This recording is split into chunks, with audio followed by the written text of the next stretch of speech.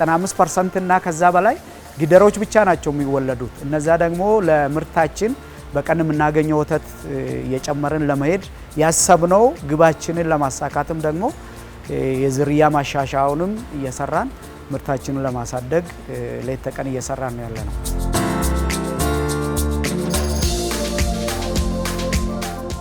እንደምታዩት እዚህ ያሉት ዝርያዎች የሀገር ውስጥና የውጭ ሀገር ዝርያዎች ናቸው። ዋሴ የሚባሉና እነዚህ የጥቁሩ ዘር ዶፐር የሚባሉ የውጭ ዝርያዎች ናቸው። ከምርምር ሴንተር በጨረታ የገዛናቸው ናቸው። የሀገር ውስጥም ዝርያዎች አሏቸው። የጀመርንባቸው ቁጥራቸው 200 ደርሷል። ከመጡም የወለዱም ስላሉ ማለት ነው። በቀጣይ እንግዲህ የኛ እቅዳችን በሺዎች ቤት ነው። ከ1000 በላይ 2000 3000 እያለ ቁጥሩን እየጨመርን ነው የምንሄደው። በጎች ላይ እንደ ሀገር እየተሰራ ያልሆነው የዝርያ ማሻሻሉ ስራ ነው።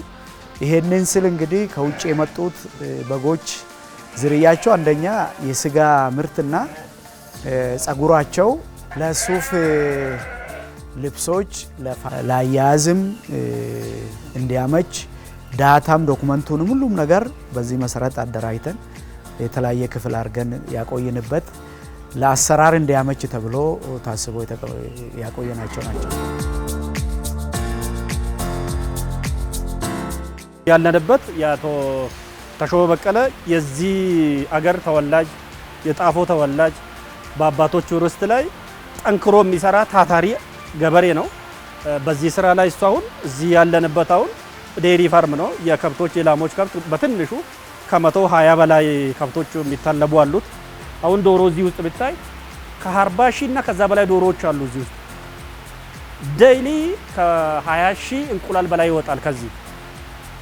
ይሄ ሰው በቀን ብዙ ብሮችን እያስገባ ነው ማለት ነው። እየተለወጠ ነው ማለት ነው። ብዙ ለውጦች አሉ እንደ ከተማችን ብዙ እየተሰራ አርሶ አደሩ እየተለወጠ ነው ባይዜ ሸገር ከመጣ በኋላ ደግሞ እንደው ትልቅ ለውጦች አሉ በአርሶ አደር ላይ።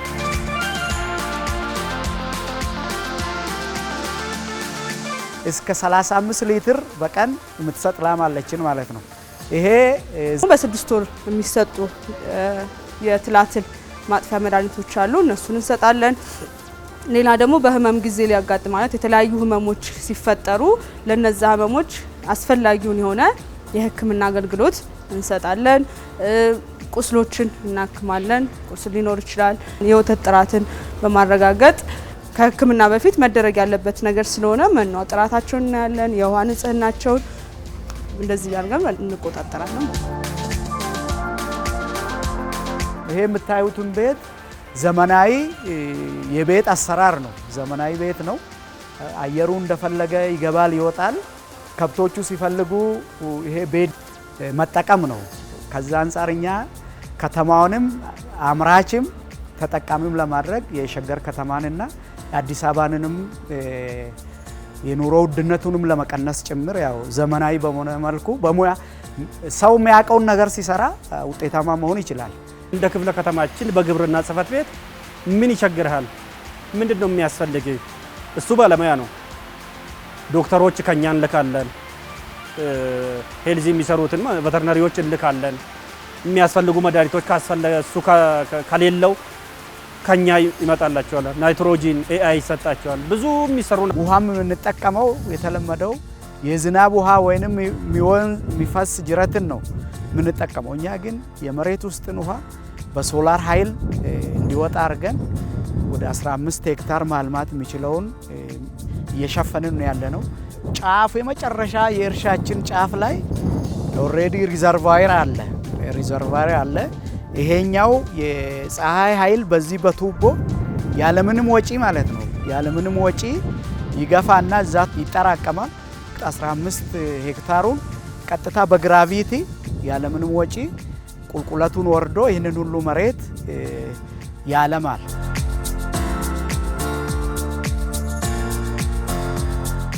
የምንሰራቸው ስራዎችን በማቀናጀት ነው። አንዱ ለአንዱ ግብአት ነው።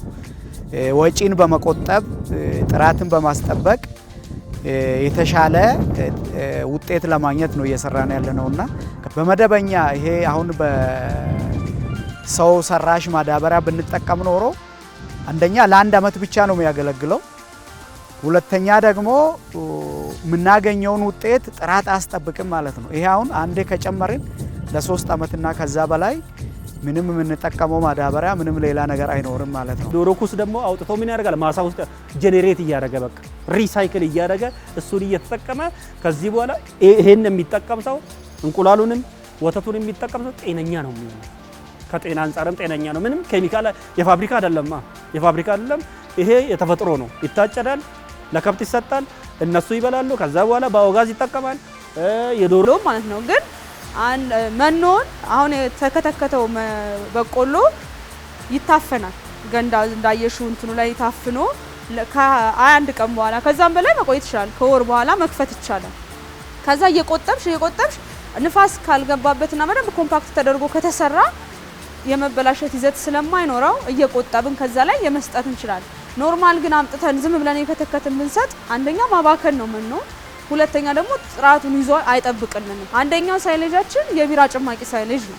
ይሄ የቢራ ጭማቂ ፍሩሽካ ወይ በቆሎ የቢራ ጭማቂ ራሱ ሞላሰስ ተጨምሮበት ገለባ ተጨምሮ በደንብ ይታፈንና ይሄም ከ21 ቀን በኋላ ተከፍቶ እንደዛው እየመጠንን የምንሰጥበት ነው። ይሄ ጥቅሙ ምንድነው? መኗችን ይዘቱን እንደጠበቀ እንዲቆይ እና ለማከማቸት ሳይበላሽ ተከማችቶ እንዲቆይልን ይጠቅመናል ማለት ነው።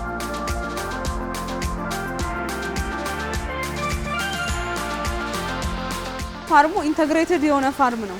ከዶሮ ትነሻለሽ፣ ፍጉን ትወስጃለሽ፣ ማሳ ላይ ይሄዳል። ከማሳው መጥቶ ኦርጋኒክ ነው ኤቭሪቲንግ። ምንም ሌላ አምጥተን በአድ ነገር የምንጨምርበት ነገር የለም። ኢቭን ማዳበሪያ ማንጠቀም ሰዎች ነን። ከእንትና አምጥተን የምንጠቀም ፍጉን እንጠቀማለን። ኦርጋኒክ የሆነ ነገር ነው። ሳቲስፋይ ያደርግሻል እዚህ ቦታ ላይ መስራት። ለምን ብዙ የስራ ልምዶች ታገኛለሽ። ዶሮ አለ፣ ዴሪ አለ፣ በጎች አሉ፣ ፋትኒንግም አለን። እሱን መስራት ማለት ሙያሽን ማስፋት ማለት ነው። አይምሮሽ እንዲሰፋ ያደርጋል። በዛ ላይ ደግሞ አቶ ተሾመ ሰራተኛ የሚረዳ ሰው ነው። ስታወሪው የሚረዳ የሚግባባ ሰው ነው። ስለ ከብቶች፣ ስለ ዶሮች ኤቭሪቲንግ የሚያውቅ ነው። ስለ እርሻ በዛ ላይ በግብርና ሙያ የተመረቁ ስለሆነ እኛን ይረዳናል፣ እኛ ደግሞ እሱን እንረዳዋለን። ስለዚህ ስትረዳጅና ስትግባቢ ደግሞ ስራው ቆንጆ ይሆናል። እውነት ለመናገር ወተት ፍለጋ አይደለም፣ በቃ በየጭቃ ውስጥ እየዞርሽ ነው። አርሶ አደር ሰፈር እየገባሽ ዘመድ ካለሽና ካወቅሽ ነው ለዛውም ጥሩ ወተት ለማግኘት። ሄደሽም ደግሞ ላታገኝ ትችያለሽ። የለም ይሉሻል፣ አልታለበም ይሉሻል። ለምን? ኦርጋናይዝድ የሆነ ነገር ስላልሆነ ማለት ነው። ለዛውም እዚህ አይደለም አርሶ አደሮች ጋር ጫፍ ወጥተሽ ነው ወይ በዚህ በድሬ በኩል ሄደሽ ነው ወደ ደግሞ ወደዚህ ወደ ኤምኤንኤስ አልፈሽ ነው የምታገኝ። ያ ደግሞ ጊዜሽን ገንዘብሽን ኮስት ያደርግሻል።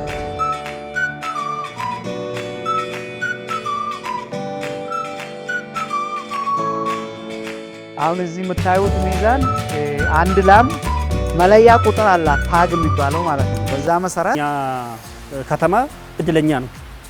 ለምን ብቲ የፈለገውን አማርጦ ገዝቶ ተጠቃሚ ነው። በቃ አሁን እዚህ ጋር ሱቆች አሉ፣ 2-3 ሱቅ አለ። በፈለገ ሰዓት ወተት በፈለገ ነፃ መውሰድ ይችላል። ቢፈልግ ብር የለኝም ካለ ነፃ መውሰድ ይችላል። ሰውየው ተሾመ መስጠትም ይችላል። የኛ ሰዎችም መጥተው ገዝቶ ይሄንን ንጹህ የሆነ ወተት ገዝቶ መጠቀም ይችላል። እናንተም ብትፈልጉ ታይብሊ ዴይሊ ወታችሁ መጠቀም ይቻላል። ለምን ብቲ ይሄ ንጹህ ነገር ነው፣ ያልተበከለ ነው፣ ከኬሚካል ነፃ ነው። ስለዚህ ከተማችን ከዚህ ላይ ብዙ ነገር እየተጠቀመ ነው።